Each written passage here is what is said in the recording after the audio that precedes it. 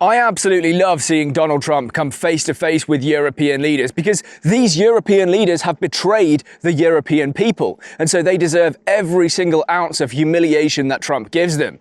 And yesterday, we got to see it all over again, this time during his address at the United Nations. Now, Trump's speech was kind of crazy. He covered a broad range of topics. He said that Britain is on its way to Sharia law, that mass migration is destroying Europe, and interestingly, that European leaders should shoot down Russian jets that encroach on their airspace.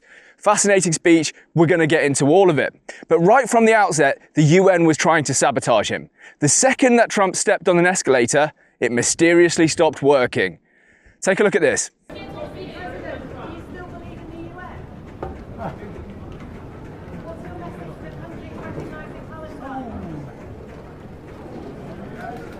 I know what you're thinking. Maybe it was just an accident. The second that Donald Trump stood on the escalator, it broke. Pure chance, very unfortunate. And if it was just the escalator, I'd be inclined to agree with you, but it wasn't. You see, as soon as Trump got onto the stage, ready to deliver his carefully planned 15-minute address to the United Nations, the teleprompter with his script on it, well, that stopped working too. I don't mind making the speech without a teleprompter, because the teleprompter is not working. I feel very happy to be up here with you nevertheless, and that way you speak more from the heart.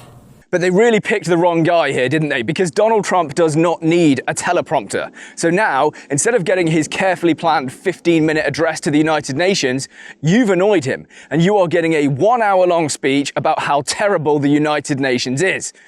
I absolutely love it. What a backfire to the people who tried to sabotage him. And we'll start with one of the most interesting points for us Brits here in the UK, because Trump said something fascinating. He said that Britain is on its way to Sharia law. And I have to say, I look at London, where you have a terrible mayor, terrible mayor, and it's been so changed. Now they want to go to Sharia law. But you're in a different country. You can't do that. Let me be clear, Donald. No, we do not want Sharia law, and no, we do not have it. But you are on the right track to something. It's not Sharia, but it is a two-tier system of justice that exists in Britain. And basically, who you are, your identity, determines what kind of justice you receive. And for some bizarre reason, the Islamic faith is regarded as sacred by our judges. Now, that's not codified in our legal system, but you can see it based on the decisions that they actually make. You can see it based on the outcomes. Let me give you an example. A few months ago, a guy stood outside the Turkish embassy in London and he set fire to the Quran. Pretty offensive to Muslims, right? But I do think he should be allowed to do it, even though it is offensive. It's a form of protest. Whilst he was doing that, a guy came out of the embassy, armed with a knife, slashing towards him, kicking him, pushing him to the ground, assaulted him basically. Nobody was seriously hurt in that incident. Okay, I'm not going to show you the video because YouTube won't like it, but you can go and look at it for yourself. Now, what do you think the British legal system did with these two men? Well, the first guy, the one who set fire to the Quran, he was charged with a racially aggravated public order offence. Pretty serious, right? And I'm not sure which race he's meant to have committed this offence against, because Islam is not a race. And he himself, the guy who set fire to the Quran, is half Kurdish, half Armenian, so it's not like it's some English guy. Anyway, the guy who had the knife, the attacker, well, he's been spared jail. Trump was just getting warmed up at this point, because next he set his sights on the European leaders in the room. He lambasted them for not stopping mass migration into their countries. Both the immigration and their energy ideas will be the death of Western Europe if something is not done immediately. This cannot be sustained. What makes the world so beautiful is that each country is unique. But to stay this way, every sovereign nation must have the right to control their own borders. You have the right to control your borders, as we do now, and to limit the sheer numbers of migrants entering their countries and paid for by the people of that nation that were there and that built that particular nation at the time. They put their blood, sweat, tears, money into that country, and now they're being ruined. Proud nations must be allowed to protect their communities and prevent their societies from being overwhelmed by people they have never seen before, with different customs, religions, with different everything. Where migrants have violated laws lodge false asylum claims or claimed refugee status for illegitimate reasons, they should, in many cases, be immediately sent home. It's not just that everything Trump is saying is true, it's that he's giving a voice to the voiceless. He is saying what ordinary Europeans are thinking and what their leaders are desperate to ignore. People are sick of paying the highest tax rates since the Second World War. Meanwhile, millions of foreigners are flooding into Europe. Often they're being given hotels and social housing, and our taxes just keep going up. You know, there's an obvious connection, and people have just had enough. But what do their governments do? Well, they call them far right, they call them racist, they try and shut down the debate. They don't want to listen to those people because those people are not politically correct. Those people are the working classes. They're sick of them, they don't like them, they don't want to listen to them. It's terrible. So yes, Trump is being a voice for the voiceless, like I said, and he did that in America, and now to a smaller extent, because obviously he's the American president, he's doing it for the Europeans. And it's something that J.D. Vance did before, and I thank them both for it. I really, really do. At this point, you might be wondering, why exactly does President Trump have such an intense and reciprocal beef with the United Nations, to the point where they will shut off his teleprompter and he'll rail against them for an hour?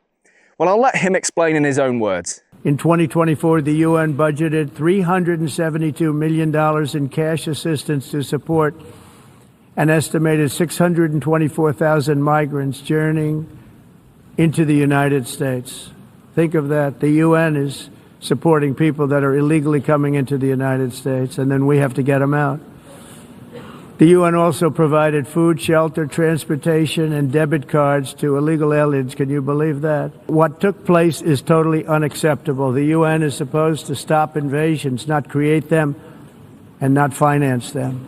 In the United States, we reject the idea that mass numbers of people from foreign lands can be permitted to travel halfway around the world, trample our borders, violate our sovereignty, cause unmitigated crime, and deplete our social safety net. We have reasserted that America belongs to the American people, and I encourage all countries to take their own stand in defense of their citizens as well. Trump's claim that the United Nations are funding NGOs and charities pushing massive amounts of migration across the southern border and into America is bold. And yet I completely believe it. Not only that, you can guarantee if they're doing that to America, they're doing it to Europe too. And I don't know that they would even deny it. I presume you can look up at all of the UN spending and you'll find that yes, it's true. They are using their funds, which are given to them by us taxpayers in European countries and, well, countries all around the world. And they are using those funds to help funnel massive amounts of migration into Europe. That is not a good thing. Europe is quite literally the most diverse place already. They say, oh, you need diversity, diversity is our strength. What is more diverse than Europe? You can drive like 500 miles across Europe and go through 10 different countries speaking 10 different languages, entirely different peoples with different histories, their own ethnic groups. Europe was always diverse. But no, what they mean when they say diversity is just fewer white people, let's be honest. Anyway, that wasn't all Trump said, because he did give the Europeans one thing that they actually want, a bit of backing when it comes to their stance on Ukraine. In the event that Russia is not ready to make a deal to end the war, then the United States is fully prepared to impose a very strong round of powerful tariffs, which would stop the bloodshed, I believe, very quickly. But for those tariffs to be effective, European nations, all of you are gathered here right now, would have to join us in adopting the exact same measures. The second thing he says is, and this is really fascinating, it's a total U-turn on his old position. He says that Ukraine is in a position to fight and win back all of its territory going all the way back to 2014. He says that they can do that with European help. So he's not saying, we as America are just going to funnel massive amounts of weapons and arms into Ukraine, but he's saying Europeans, Ukrainians, have at it, do what you need to do. This is totally the opposite of what Trump has been saying for the past 2 or 3 years. He's always maintained that the Ukrainians cannot possibly win back all of their territory. They have to come to the negotiating table. They're going to lose some of their territory. Maybe it's Crimea, maybe it's the Donbass. Well, no, he's changed his tune, and I'll tell you why he's changed his tune. I think we all know that Donald Trump really wants a Nobel Peace Prize. And right now he looks at Putin and says, you are the one who's stopping me from getting this, because I brought Zelensky to the White House. My vice president absolutely browbeat him. We dragged him to the negotiating table, and you were meant to come along and agree the new boundaries of Russia and Ukraine. But you didn't even do that. So he's frustrated. He's really frustrated. I mean, even a couple of months ago, he met Putin in Alaska. But nothing. No matter what Trump does, Putin will not seem to come to the negotiating table in earnest and try and get some kind of peace deal met. So I think Trump is basically just bowing out of the situation now. He's saying, you know what? I'm not even going to try and make a peace deal between these two countries anymore. We're a member of NATO, so sure, we'll keep sending arms into Europe. What they do with them is up to them. And the Europeans are going to have to help Ukraine, and maybe Ukraine can fight and win back all of its territory. Good luck. Completely different stance to the one he's had for the past 2 or 3 years. I think he's just fed up. He's had enough of it. He doesn't want to deal with the negotiations anymore. He doesn't think that there's any deal that's actually going to be reached. And so he's just saying, fine, carry on fighting. Nothing I can do. Anyway, just to finish, I love seeing Donald Trump and even JD Vance at these like globalist events because, well, you've got to understand the human psychology behind these events, right? And this is why I think we are so weak on the world stage. And the same thing for many of the European leaders. How many times have you met Keir Starmer? None. But how many times has Emmanuel Macron met Keir Starmer, or the president of Nigeria, or the president of Kenya? And so Keir Starmer wants to be liked by those people he's meeting all the time. And so that's why he's such a globalist cook. Okay, these are the people he actually interacts with way more than ordinary English people. He's never going to see you. You're probably never going to meet Keir Starmer. He doesn't really actually care what you think. He might tell you a few things because he wants your votes. But the people he spends a lot of time with are these other world leaders. And that's the problem with these globalist organizations. They all actually become buddy-buddy and mates, and they see each other all the time, and they go out for cups of coffee and things like that. That's really problematic, okay? Because then what you have is someone who's meant to be representing your country is actually more interested in their personal relationships with other world leaders. And so they can be very easily taken advantage of. But Donald Trump doesn't go there to make friends. JD Vance doesn't go there to make friends. Okay, it's America. They don't need friends at the end of the day. I'm sure they'd like them. They'd like some strong allies, but they don't actually need friends. Donald Trump's got lots of friends back in America, okay? So he doesn't go there with that attitude of, oh, I need to buddy up to Emmanuel Macron or anything like that, or the president of Nigeria. He's not bothered, doesn't care what you think, doesn't care what you think, doesn't care what you say, doesn't care if you don't like him, doesn't care if you snub him when he's at the United Nations. And that's why he can come off so strong and powerful and as an actual leader, because he's less interested in those personal relationships with random presidents like the president of Kenya, whoever that is, God knows. And he's more interested in putting America first. And Europe first as well, I would say, to an extent. Which is tragic, isn't it? He's talking about how to save Europe to European leaders, and he's absolutely right. He cares more about Europe and the future of Europe than Emmanuel Macron or Keir Starmer or even Giorgia Meloni, I'm sorry to say.